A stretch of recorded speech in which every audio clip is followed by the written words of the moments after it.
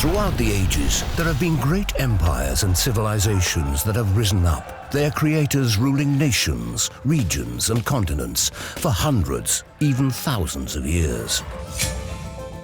Some of the great legacies and accomplishments of these empires may be lost in the mists of time, but from what they have left behind in rock and ruin, we can trace remarkable stories.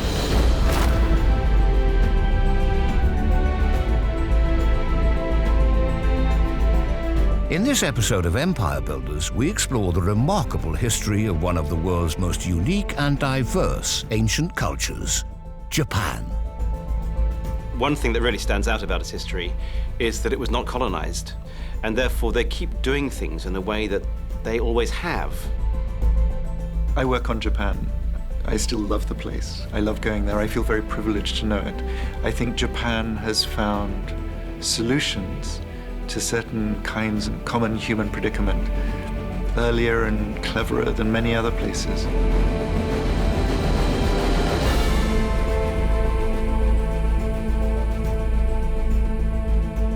Located off the far eastern coast of Asia, Japan today is one of the most developed and urbanized countries on Earth. Yet despite this, it still holds on tightly to its treasured ancient traditions, many of them dating back over 1,000 years.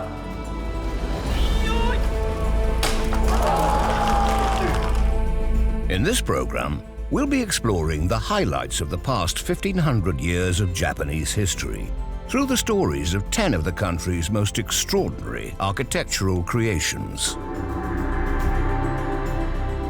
Our story starts in the 8th century AD, when Japanese culture first began to flourish, following the arrival of the new religion of Buddhism from India via China. Many beautiful early Buddhist buildings survive in Japan, but of all of them, the most magnificent is to be found in the ancient city of Nara.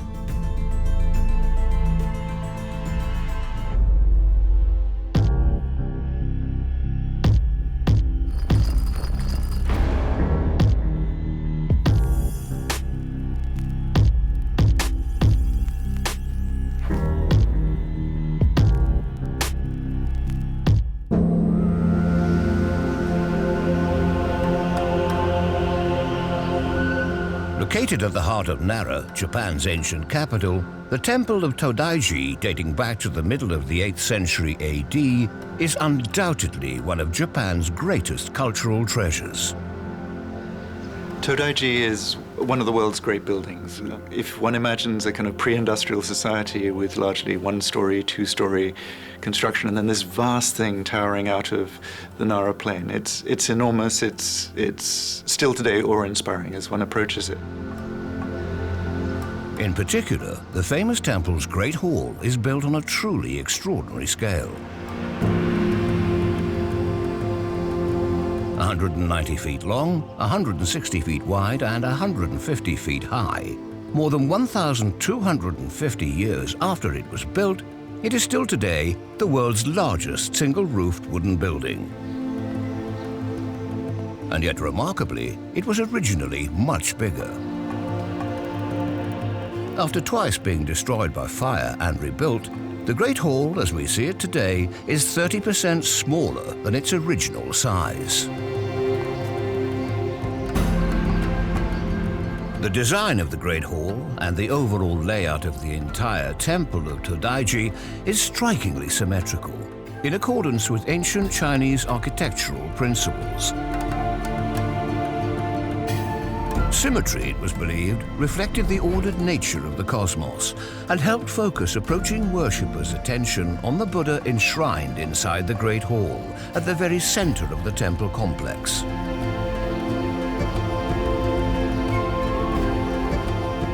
The magnificently serene Great Buddha, made of bronze, is 50 feet tall and weighs around 500 tons. Its construction over 1,250 years ago, under the orders of Japan's Emperor Shomu, was a remarkable achievement, as Todai-ji's most senior monk explains. お隣にその唐というね、とてつもなく大きな中国の国がありまして、そこはもう文化の程度もね、全てが日本とはもう段違いに栄えてたわけね。だからその大仏様を作ろうというのにも随分費用的にもね困られたと思いますね。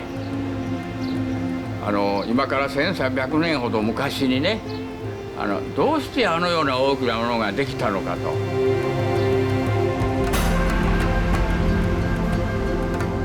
The reason Emperor Shomu ordered the Great Buddha to be built was that just before, Japan had been devastated by a series of disastrous harvests and a deadly smallpox epidemic that may have killed as many as 1 million people. The construction of the Great Buddha and the Todai-ji Temple, the emperor thought, would persuade the Buddha to protect Japan's faithful population from further disaster. Who knows? Maybe the Buddha did smile on Japan as a result of the nation's piety. In the centuries that followed, the country and Japanese civilization thrived.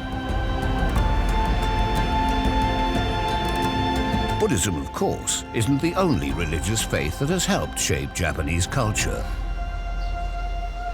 Equally important is Japan's native religion, Shinto, revered since long before the arrival of Buddhism.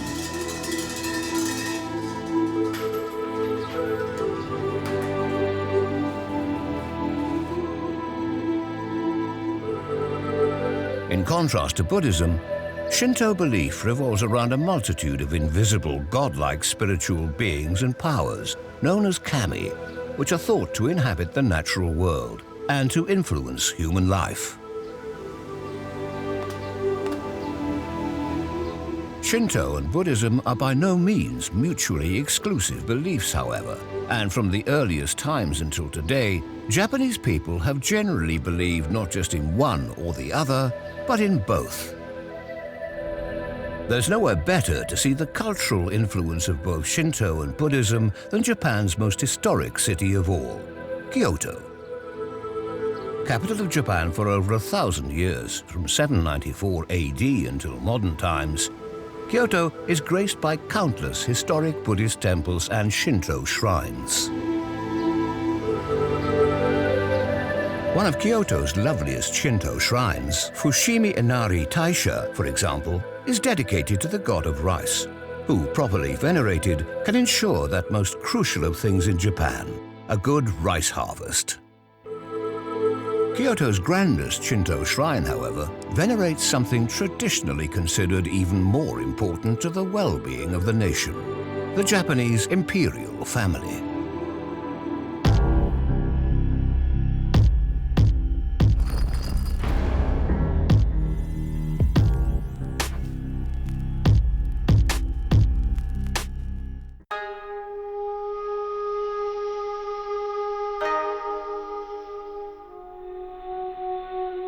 Despite its ancient appearance, the Heian Shrine was in fact built as recently as 1895. It's a replica of Kyoto's Heian Palace built in 794 AD, which was later destroyed by fire.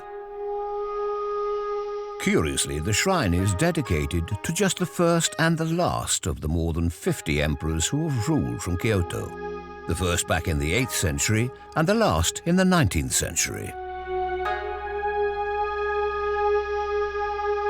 Today is the autumn equinox, and there's a ceremony to mark this important occasion, traditionally a time to remember one's ancestors. In the ceremony, the Shinto priests present offerings to the spirits of the two emperors enshrined here. In return, the godlike emperors will hopefully continue to ensure the well-being of Japan and all its people.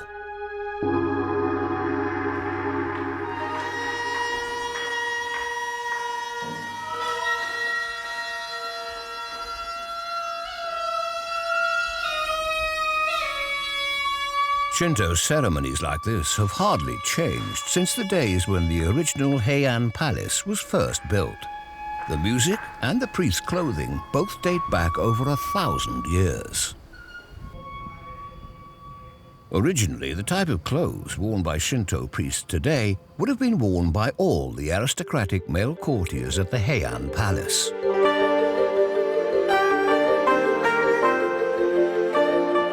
best insight into court life during the so-called Heian era, which lasted from 794 to 1185 AD, comes from the world's first novel, The Tale of Genji, written in the early 11th century by a lady-in-waiting at the Heian Palace, Murasaki Shikibu.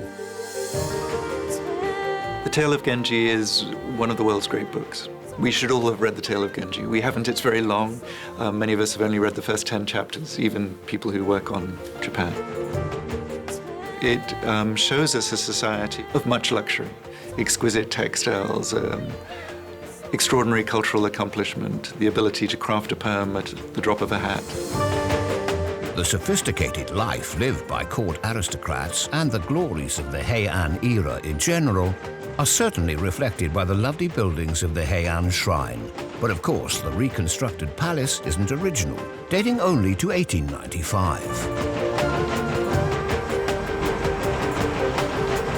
The most famous and beautiful of the tiny handful of buildings that have survived unscathed from the Heian era is in the countryside, just outside Kyoto.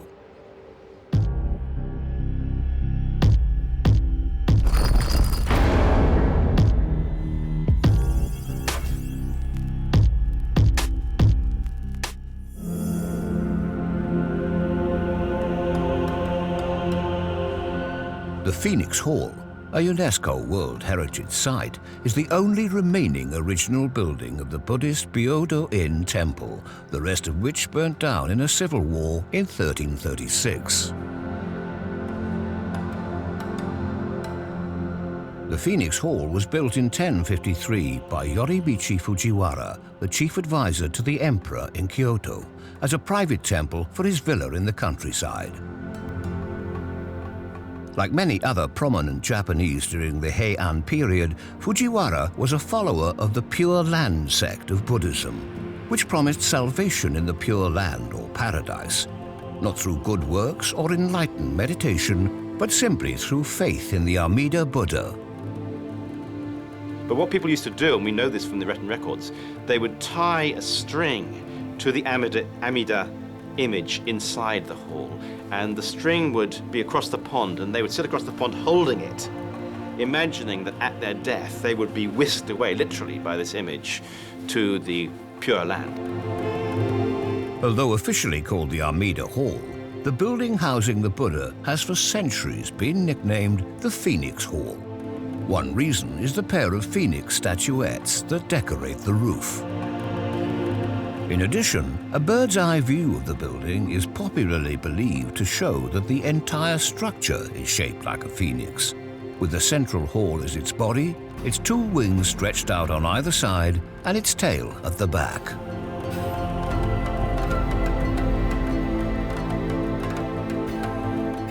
The phoenix symbolizes the rebirth in Japanese Buddhism and the never-ending cycle of life and death. And that's why the Yorimichi Fujiwara selected the phoenix for the main themes or main motif of the Phoenix Hall here in the main structure of this temple. He really wanted to be guided to the Pure Land after the death. In Japanese Buddhism, everybody believes that the Pure Land exists in the direction of west, which is right behind the Phoenix Hall. So the people who are still alive should come here on the east side of the pond and facing to the west and pray. The enchantingly spiritual aspect of the Japanese national character, as reflected in the conception of this exquisite building, was, however, always only one side of the story.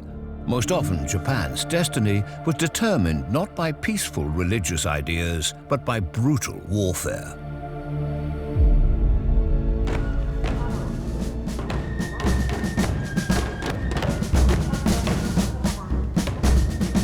Every year, the vanished world of the famous samurai, warlords and shoguns who shaped Japan's history comes to life during the Jidai Matsuri parade, a grand procession through Kyoto celebrating 1,200 years of the city's history. The first of Japan's shoguns, or military leaders, was the warlord Yoritomo Minamoto, who, in recognition of his military power, was granted the title by the emperor in 1192. From then on, for the next 650 years, the shogun was Japan's real ruler, while the emperor in Kyoto was generally just a figurehead.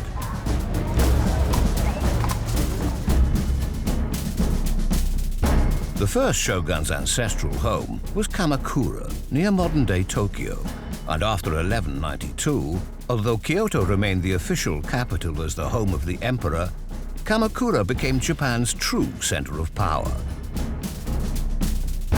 To thank the gods who had led him to become shogun, Yoritomo Minamoto built a grand new Shinto shrine at the center of Kamakura, which today remains one of Japan's most famous buildings.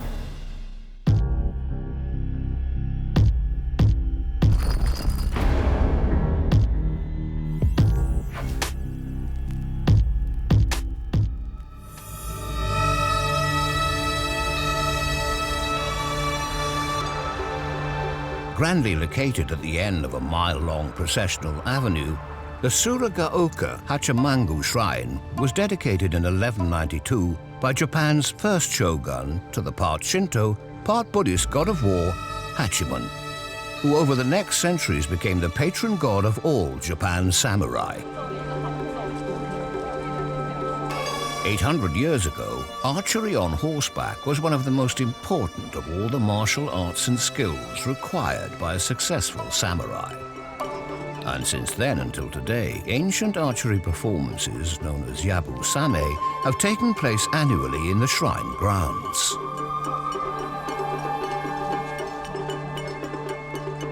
Yabusame was originally introduced here by the first shogun, both as a military training exercise for his samurai and as an entertainment to please the god of war, Hachiman. These days, Yabusame is performed as a kind of semi-religious martial art by dedicated practitioners who must train for years in order to master the necessary skills.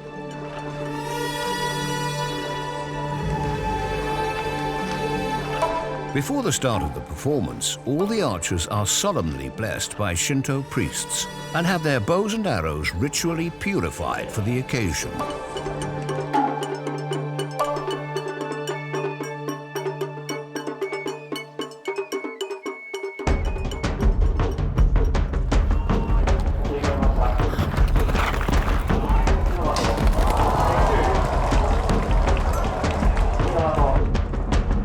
Once the Yabusame performance starts, the aim is for the archers to accurately fire their arrows in order to hit 3 targets along the track.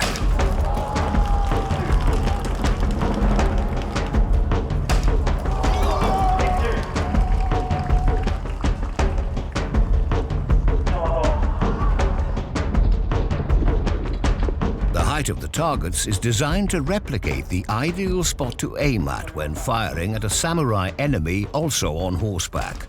A full set of armor and helmet could protect their body and head, but not their neck.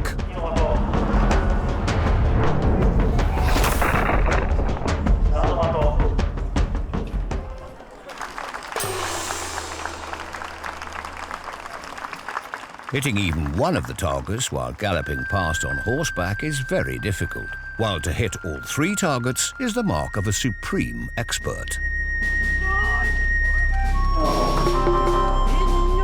Today, as always, a few archers fail to hit even 1 target. They'll be disappointed, of course, but centuries ago, such failure could be fatal. Samurai archers who performed badly at Yabusame back then sometimes felt so ashamed of dishonoring the shogun and the gods that they committed seppuku, or ritualistic suicide.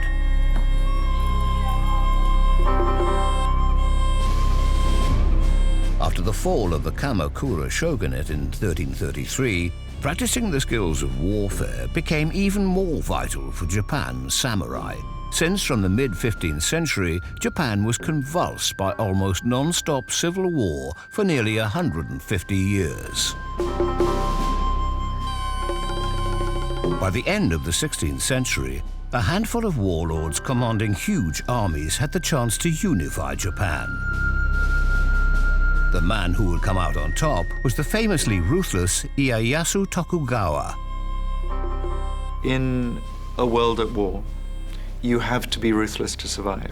One of the phrases we use to refer to these 150 years is a period when the lower would overthrow the upper. Any sign of weakness and you're toast. Finally, in October 1600, the decisive battle took place. Two vast armies, each with over 75,000 samurai, met at the strategic mountain pass of Sekigahara. Guns, recently introduced to Japan, had by now transformed Japanese warfare, making it far more bloody. Ieyasu Tokugawa won a famous victory at Sekigahara, but in doing so, as many as 30,000 samurai were killed. Sekigahara is the moment at which, importantly, Tokugawa Ieyasu can aspire to the title of shogun. He has brought peace to the extent that we're never going to see two equal and opposing forces of that scale in the field in Japan. To reward the various regional warlords who had supported him at the Battle of Sekigahara, Ieyasu Tokugawa redistributed the land and property of his defeated enemies to his supporters. In particular, many of Japan's great feudal castles changed hands at this time. Originally, for most of Japan's long period of civil war, Japanese castles had mostly been built of wood. But once guns had been introduced, warlords needed to build ever stronger castles made of stone, usually with a tall central tower protected by powerful walls and watchtowers. Of all Japan's magnificent stone castles, the most elaborate and spectacular example surviving today is in the small city of Himeji.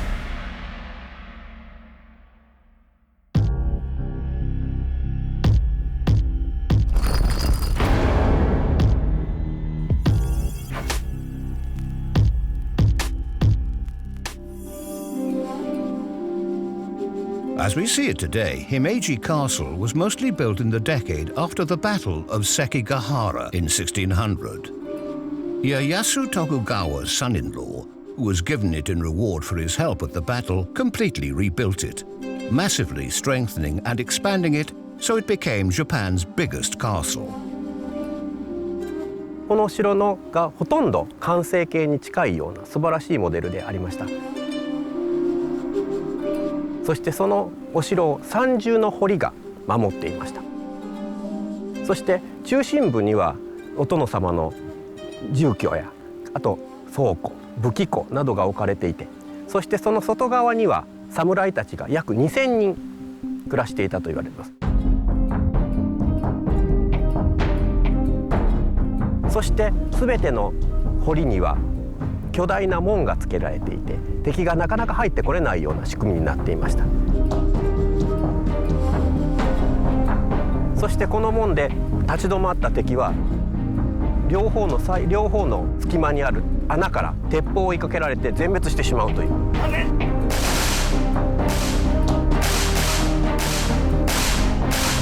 すごい恐ろしい仕組みがなされています。しかもあらゆるところが曲がってて、なかなか敵が攻め込む時にでも勢いよく入れないような仕組みになってます。As it happened, however, Himeji Castle was never attacked, so its remarkable defenses were never tested. Almost as soon as the castle was completed, Japan entered the longest period of stable peace in its entire history, which endured for the next 250 years.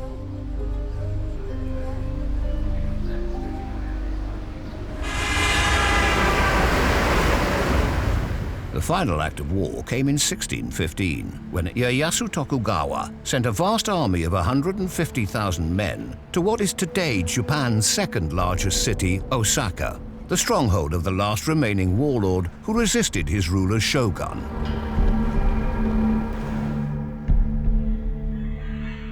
Osaka's powerful castle, which centuries later was mostly destroyed during World War II, was encircled by Ieyasu Tokugawa's army and besieged for months. Finally, its defenses were breached, and to avoid being captured alive, Tokugawa's last rival for the shogunate committed seppuku, or ritual suicide. A few months later, Ieyasu Tokugawa died at the grand old age of 73. As a warrior or general, it's believed he fought in as many as 90 battles, but somehow he survived them all and died peacefully in his bed.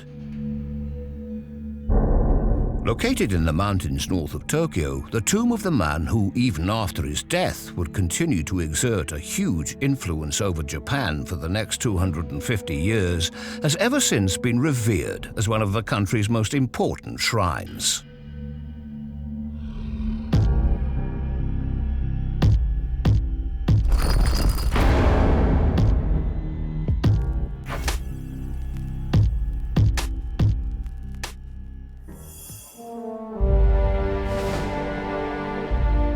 As we see it today, the grand shrine at Nikko that surrounds the tomb of Ieyasu Tokugawa was built in his honor 20 years after his death by his grandson, the third Tokugawa shogun. It's only really with the third shogun in the 1630s that the Tokugawa can fully claim to be dominant within Japan.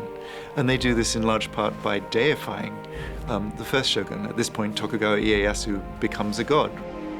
He is deified as a Shinto god, but he's declared to be an avatar of a Buddha, an avatar of the medicine Buddha, which makes sense because Ieyasu healed the land that was bleeding. For all of the next 2 centuries that the Tokugawa shogunate ruled Japan, Ieyasu Tokugawa's shrine here at Nikko became a very popular place of pilgrimage for the Japanese population at large. Most people would have been stopped at the Yomeimon, right, the Gate of Solar Brightness, which is the most fantastically flamboyant building. But somebody who had the authority to go through, and that'd be very few people, could go through right into the shrine itself. And even fewer people could have then gone through and walked up that very steep stone staircase up into the trees where Tokugawa Ieyasu's body actually is. Remarkably, for nearly 250 years after he was buried here, Ieyasu Tokugawa remained the most influential man in the country, since for all this time Japan continued to be ruled by a fixed system of laws that he established and that were maintained by his successors as shogun. One important policy that helped secure Tokugawa rule for so long was that all the regional lords or daimyo who might be tempted to overthrow the shogun were required to live every other year near the shogun's castle in Edo. As a result, the daimyo could often be seen making grand processions from their own domain to Edo, modern Tokyo. Now this is very clever because they say when you go back to your own domain, leave your wife and children here, instituting a hostage system for its tentative, putative rivals. So there's a very clever way of controlling people going on here.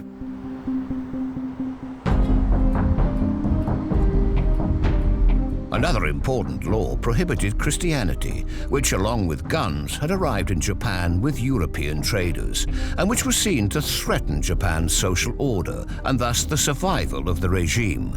In addition, to make certain that Christianity was kept out, almost all Europeans were banned on pain of death from entering the country. The Japanese government decided that letting foreigners land at any port and wander around the country selling their goods, talking to people, teaching their language, and possibly converting people to their religion was a bad thing. And it's round about 1615 that Japan moves to close things off. In actuality, contact with the Chinese and Koreans continued, but as far as Europeans were concerned, the only exception to this rule for over 200 years was one tiny island in Nagasaki Bay, where on condition that they avoided any Christian missionary activity, a handful of Dutch merchants were permitted to run a trading post.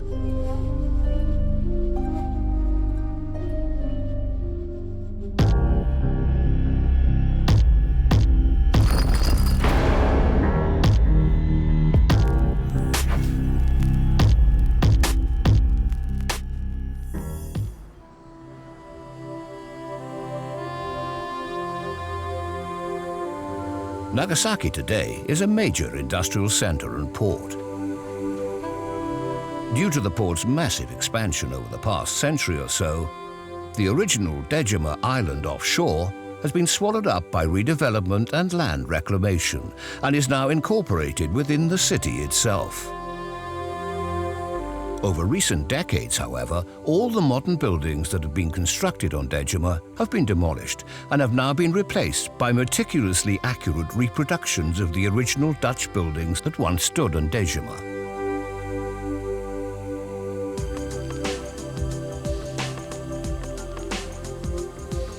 Today, there's a canal on one side of Dejima, and the plan is eventually to transform it back into an island by digging canals on all four sides, as shown by this miniature model. The leading expert on the remarkable history of Dejima is Brian Burke-Gaffney. The island itself was about the size of a soccer pitch, and at any one time there would only be between 10 or 15 Dutchmen living on the island. There was no way to get off the island except from the bridge. And the bridge also was heavily guarded. So the Dutch were quite literally confined to the island. And the Dutch agreed to these conditions because the profits were so great. The most important export from Dejima was copper. And the Dutch prized the copper because of it. The Japanese copper was very pure. And they were able to earn huge profits on this by selling it abroad. When a Dutch ship was in harbor, usually from spring through to summer, there would be, of course, more than 100 sailors, etc., on the island. But when the ship left in the autumn, it would be quite a lonely existence for the Dutchmen on the island, I think. One historian put it that the Dutchmen began each day with gin and tobacco and ended every evening with tobacco and gin, which is sort of pointing to their rather tedious existence when there was no trading activity going on. The grandest house on the island, the so-called chief factor's residence, was the place where the Dutch traders gathered to eat, drink and smoke at the end of each day. Apart from the gin and tobacco and the company of their fellow traders, the main thing that stopped the Dutchmen getting too lonely was that they were permitted to bring Japanese women onto the island. The Japanese women who came to Dejima stayed for 3 days and up to several years. They, of course, were what we would call prostitutes who were engaged and paid to serve as the companions of the Dutch. But the reality of the situation is that they formed very close relationships with the Dutch and mothered children and lived with their families on the island. We know, for example, of a Dutch physician named Martin Remey who had a courtesan come to his quarters for 3 days. Apparently, he didn't want her to leave, but she went back. And he left a note on his desk saying that if he couldn't live with the woman he loved, then he couldn't continue to live. And he disappeared. And the chief factor at the time reported him missing, and there was this sensation in Nagasaki at the time, searching throughout the streets in the harbor for this Dutchman. And it turned out that he jumped over the wall, perhaps intending to drown himself, but ended up climbing onto a Chinese ship and was discovered there. This is another example of how many of the Dutchmen were at their wits' end here and looked to Japanese women for comfort in that situation. The unique existence of Dejima's Dutch merchants, as the only Westerners allowed in Japan for over 200 years, came to an abrupt end in the 1850s, when heavily armed American, Russian and European ships began to arrive off the Japanese coast, demanding the right to trade freely. Recognizing that it didn't have the military power to resist, the Tokugawa shogunate caved in and finally opened up to the world.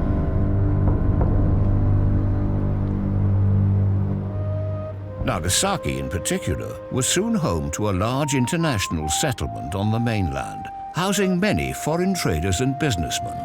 This house, dating to 1863, is Japan's oldest surviving European building. It belonged to the most famous of the early foreign entrepreneurs here, Thomas Glover from Scotland, who in some ways was instrumental in the overthrowing of the shogunate in 1868, otherwise known as the Meiji Restoration.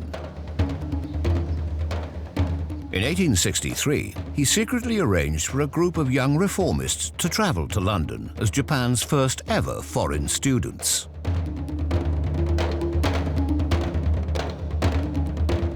They were very well picked, whether he chose them or they were self-selected. All of these people turned out to be enormously intelligent. They learned English very fast. They understood how Western systems work very quickly. They came back to Japan, and they were the ones, effectively, who overthrew the shogunate. In fact, after the shogunate's downfall, one of these men became Japan's first prime minister, while another became Japan's first minister of foreign affairs. The stated aim of the Meiji Restoration was to restore the power of Emperor Meiji. But as he was then only 15 years old, real power was now in the hands of Japan's new politicians and businessmen. One result of the Meiji Restoration was that the shogunate's regional lords, or daimyo, had all their castles seized and their grand mansions in Edo, which the shogun had insisted they live in every other year.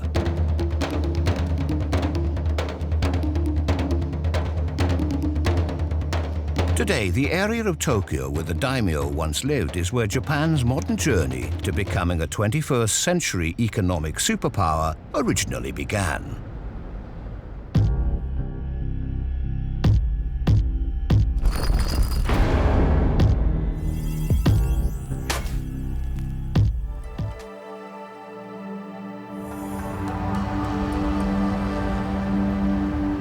The Marunouchi district in Tokyo is today the premier business district in Japan and one of the most valuable areas of real estate in the world.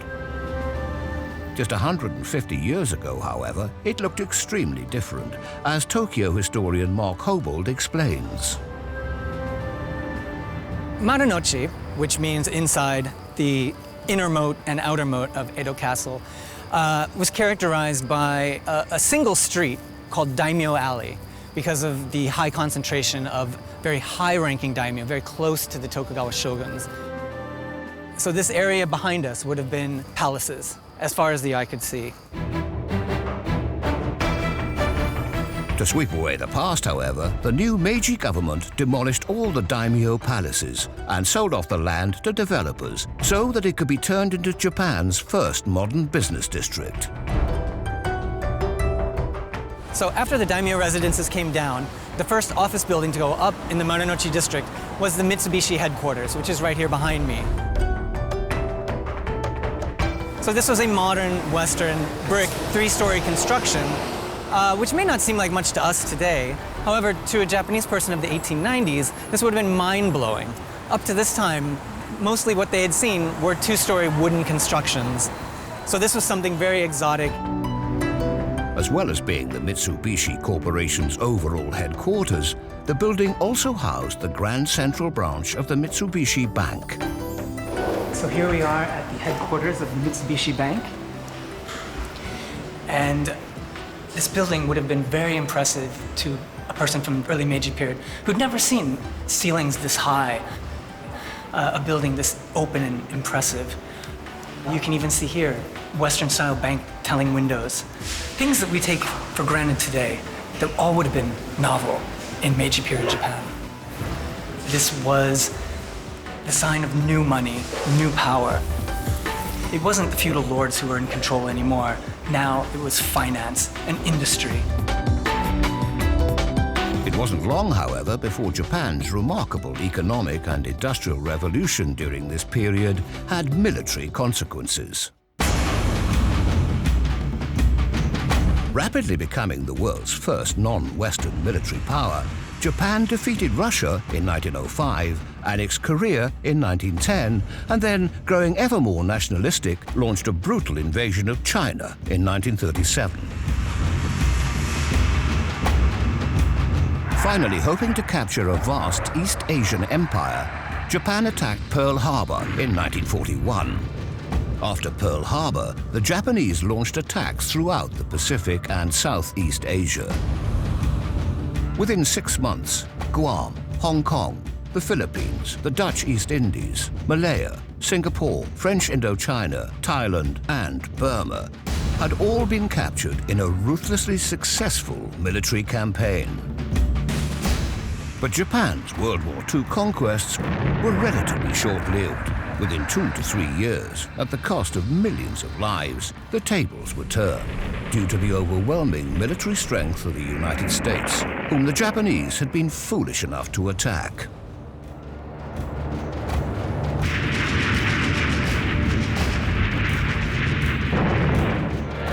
As the mighty US armed forces and its allies reconquered Japan's empire, Japan's desperate defenders launched suicidal kamikaze attacks.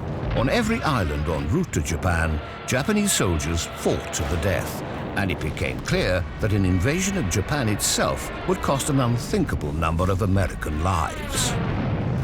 With no surrender in sight, despite massive conventional bombing of Japan's cities that was killing huge numbers of civilians, the fateful decision was taken to use a terrifying new weapon that had just been invented.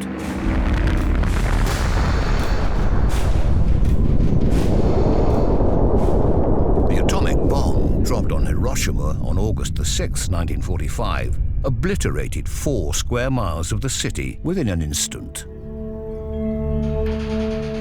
Astonishingly, Japan still didn't surrender.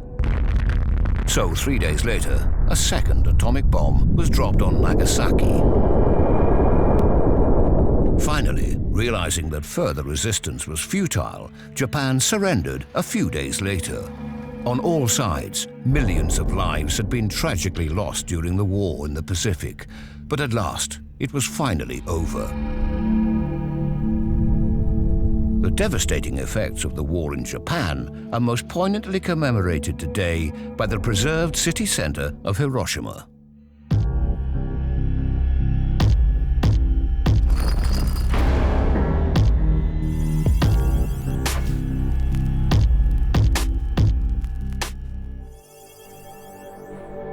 Today, there's peaceful green parkland at the heart of Hiroshima. But until the precise moment of 8:15 a.m. on the 6th of August 1945, this area was a warren of busy city streets crowded with people. Beneath an arched cenotaph at the center of the park, a simple stone sarcophagus contains a register inscribed with the names of every single person who died as a result of the use of the nuclear bomb. When the weapon detonated, 70,000 people were killed instantly. Another 70,000 people were dead by the end of the year, many of them from radiation sickness, many of them from injuries from the fires and from the blast. Over time after that, during the succeeding decades, tens of thousands of more died. It's well over 200,000 people who died as a direct result of experiencing the nuclear attack. In less than 1 second, this city transformed from a functional city into a hellscape in which everything was destroyed, everybody was injured, people all around them were burned and wounded. So it didn't fit into any model anybody had in their head of what happens when a bomb drops. The only city center building that wasn't utterly destroyed by the bomb, Hiroshima's Industrial Promotion Building, has famously been preserved as the Peace Park's best-known landmark. Built of very strong reinforced concrete, ironically it survived because it was so close to ground zero. Technically known as the hypocenter, the bomb detonated almost directly above the building, so the massive shock wave impacted it not sideways but downwards, which the building's vertical columns were able to resist.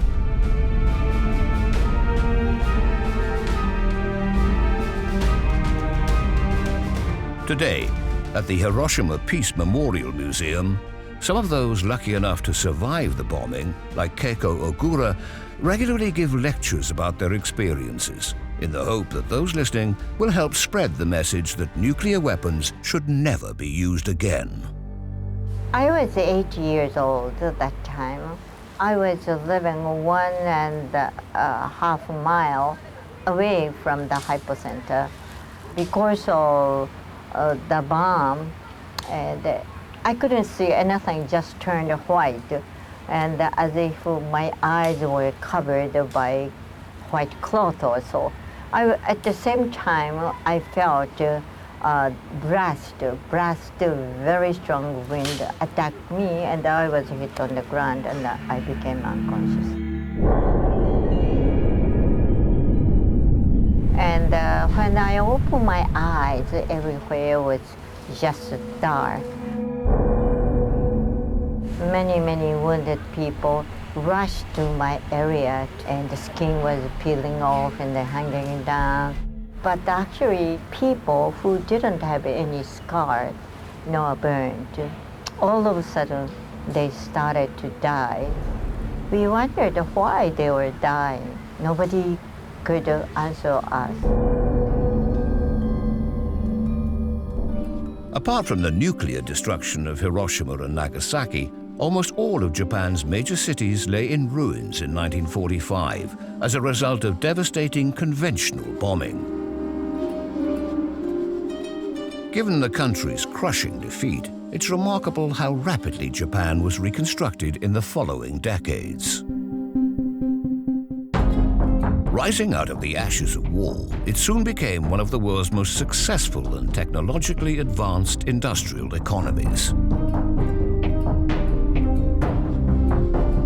Built just 13 years after the end of the war, in 1958, the iconic Tokyo Tower became the world's newest and tallest freestanding tower, a striking symbol of Japan's emergence as a global economic power.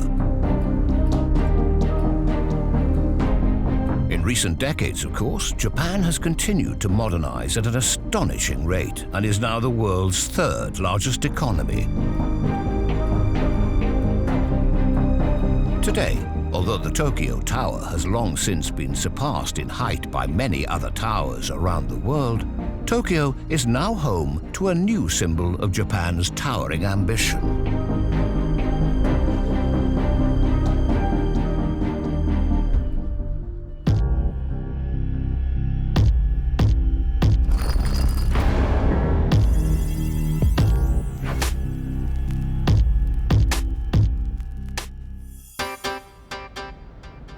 Built as recently as 2012, the Tokyo Skytree Tower is over 2,000 feet high, twice the height of the old Tokyo Tower built in 1958. The old Tokyo Tower, of course, had long been overtaken by taller towers in other countries. But today, Japan is the record holder again, as Tokyo's new Skytree Tower is once more the tallest tower in the world. Like the old Tokyo Tower, the main function of the Skytree Tower is to broadcast radio and TV signals. The old Tokyo Tower's transmissions were becoming increasingly affected by many of Tokyo's new skyscrapers blocking the signal. But the Skytree Tower is now so much taller than any other building that the city once again gets fantastic broadcast reception. Of course, the vast height of the Skytree Tower also provides a great opportunity for people to get a spectacular view of the great city of Tokyo.